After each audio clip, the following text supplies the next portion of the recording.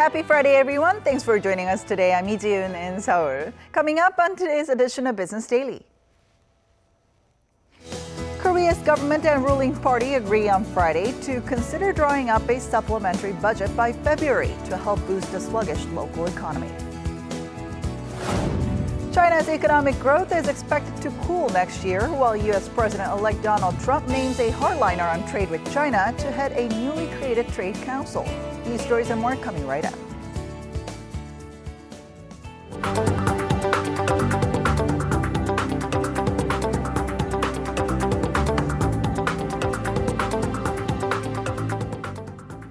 But first, we start with the latest on the bird flu outbreak. So far, roughly 24.2 million chicken and ducks have been or are set to be culled since the first case of bird flu was reported mid-November.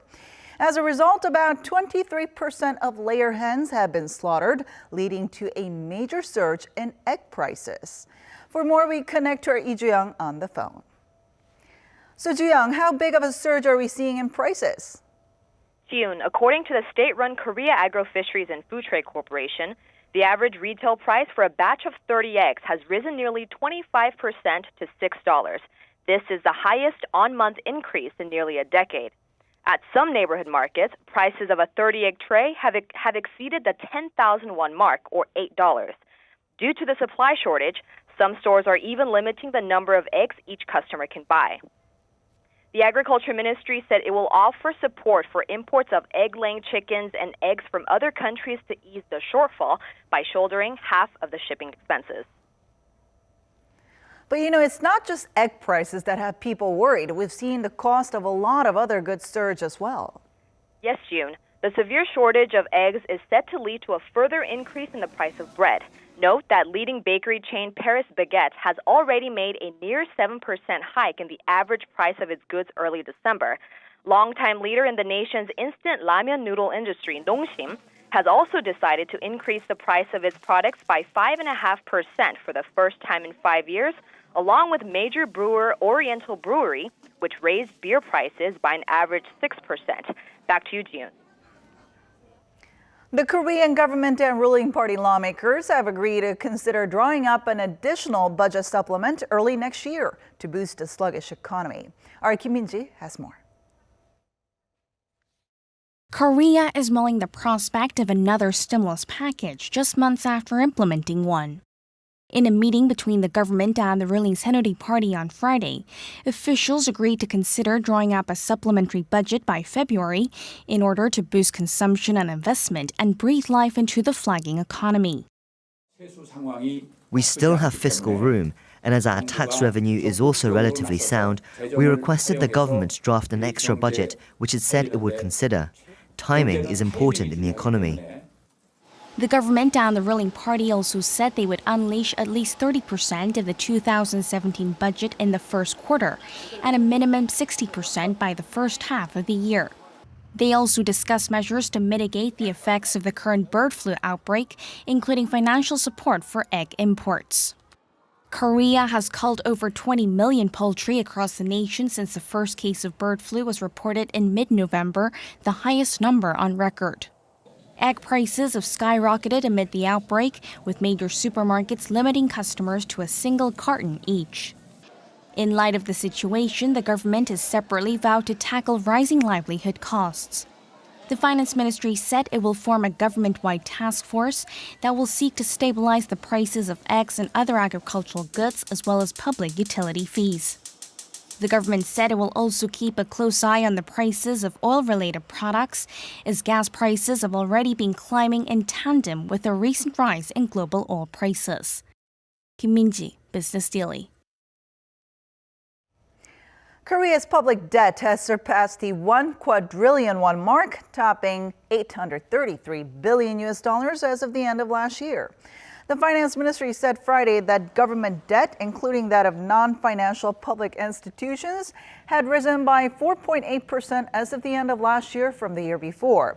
But thanks to a series of public sector reforms, the rate of increase slowed and the debt of public agencies sectors decreased, with the debt to GDP ratio edging down 0.1 percentage point compared to the year before. And moving on to markets, to give us a wrap-up of this week's stock market action, we have our Business Daily's markets contributor Choi Jin-seok joining us on the phone today. Hello, Jin-seok.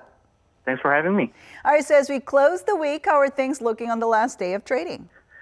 The Kospi market didn't move much on the last session of the week. The index fluctuated within the 20-30 range throughout the session. Although foreign investors turned to unload shares during the session, institutional investors who bought massive amounts of shares prevented the index from falling further. The Kospi closed at 2035.9, up 0.17 points compared to the previous session. By sector, pharmaceuticals enjoyed intraday gains as foreign investors bought shares in the sector. Meanwhile, the Kosdaq finished strong, rising by 0.6%, closed at 619.75. The index opened the session with a slight uptick and increased gains as foreign investors bought shares on the market. Then how is the overall weekly performance? Trading has been sluggish as we head toward the year end. Right. On a weekly basis, both the Kospi and the Kosdaq fell slightly as institutional investors unloaded shares on a weekly basis. By sector, chemicals, construction, and display performed strong, while insurance, bio and pharmaceuticals, and consumer staples performed weak. As we said, trading volumes at the end of the year are typically sluggish. On the Kospi market, foreign investors bought shares on a weekly basis, but the amount was only around 100 billion Korean won. So now it's time for investors to come up with strategies for next year. So what should investors keep in mind as we wrap up the year and head into the new year? The foreign exchange market is still drawing a lot of attention from investors as major market events are mostly finished and trading remains slow. After Donald Trump was elected as the next U.S. president, the strong dollar trend has become even stronger, and the value of the Chinese yuan has been falling significantly. Capital outflows from China will remain a source of concern in this respect. Factors that can mitigate concerns about a weakening yuan and capital outflows are better economic data from the world's second largest economy. Therefore, investors will need to take a close look at manufacturing and corporate profits data released in early 2017. This has been Choi Jin-seok for Business Daily. A group of economic experts assembled here in Seoul today to assess the current domestic economic situation and try to devise solutions. In a meeting called by Bank of Korea Governor Lee Ju-yeol on Friday, financial experts discussed the uncertainties that Korea is facing, including Donald Trump's election victory in the U.S., Brexit, and the current political turmoil in Korea. Participants said it's crucial for Korea to be ready to respond to the related developments, which are expected to hit the country next year. They also discussed the ongoing corporate restructuring drive and the country's massive household debt, and urged the government to come up with effective measures to deal with such issues. Foreign ownership of Korean land has expanded in recent months. The Land Ministry said Friday that the amount of land owned by foreigners has grown to more than 232 million square meters as of June. Now, that's an increase of 1.7% from the year before and brings the total amount of foreign-owned Korean land to 0.2%. American individuals and companies hold a little over half of the total land owned by foreign entities, followed by Japanese owners with 8.1% and Chinese owners with 7.2%. Non-Korean land ownership is most dominant in Gyeonggi-do Province and Jeollanam-do Province, with more than 16% of each area claimed by foreign entities.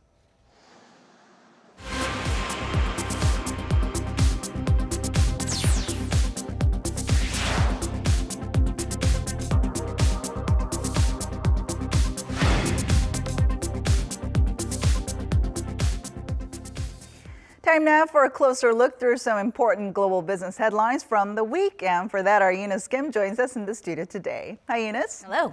All right, so key think tank in China has released its growth projection for the world's second largest economy next year. And it looks like growth projections seem that it's lower than the growth for this year. Yeah, you're absolutely right. This is the government's top think tank projecting that GDP growth in the new year could slow to about 6.5%.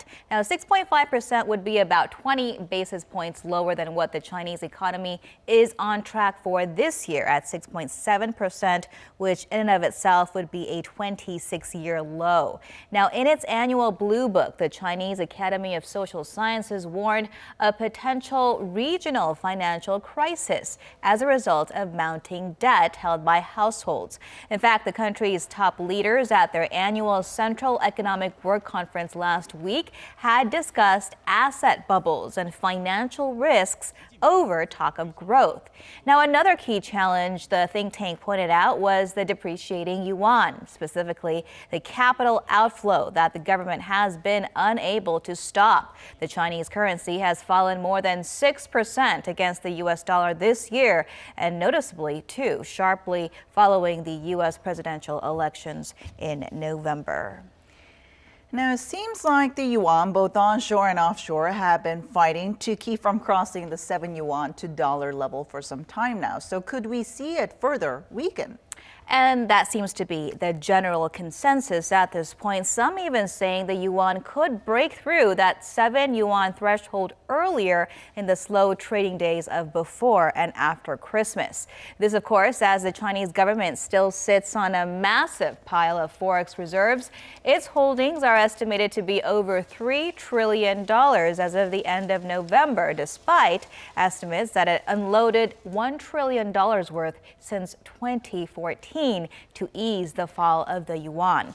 For some perspective, Korea's forex reserves are about $372 billion, while the U.S.'s are about $120 billion. Now, the Financial Times reporting this week that there is a split within China's leaders as to how much further they should go to keep the yuan artificially strong.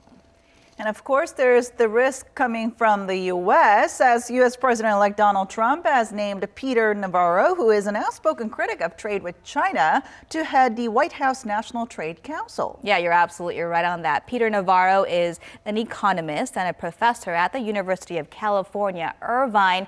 He is the only economist so far tapped to join Trump's official circle of advisors.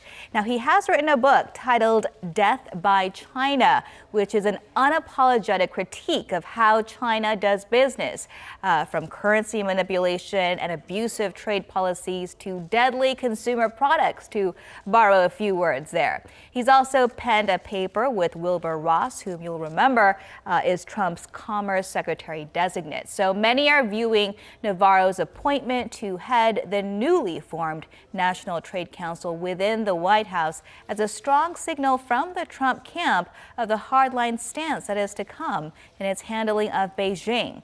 Now, other recent picks include activist investor Carl Icahn, who's been tapped to cut down on regulation, and also Trump's campaign manager, you'll recognize her there, Kellyanne Conway, to be a counselor to the president, positioning her as the most powerful woman in the White House.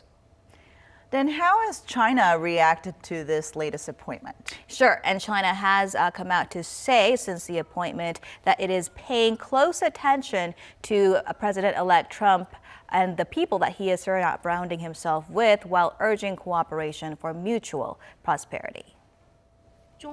China and the United States, as two large countries, have broad common interests. Cooperation is the only correct choice.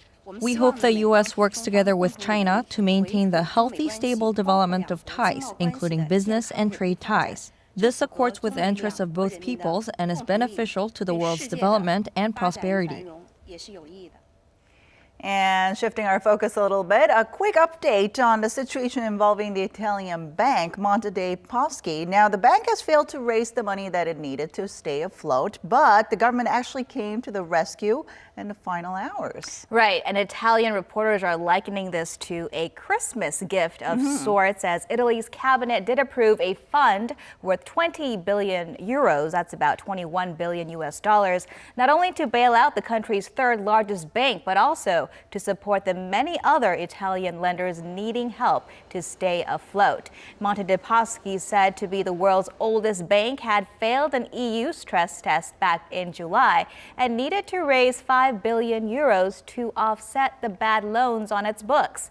While the details of this agreement have yet to be ironed out, officials hope the state intervention will help prop up the Italian lender into strength and eventually inject confidence into the troubled banking sector, which is said to be second only to Greece in the Eurozone. Well, definitely a big Christmas present there. Thank you so much for coming in today. You bet.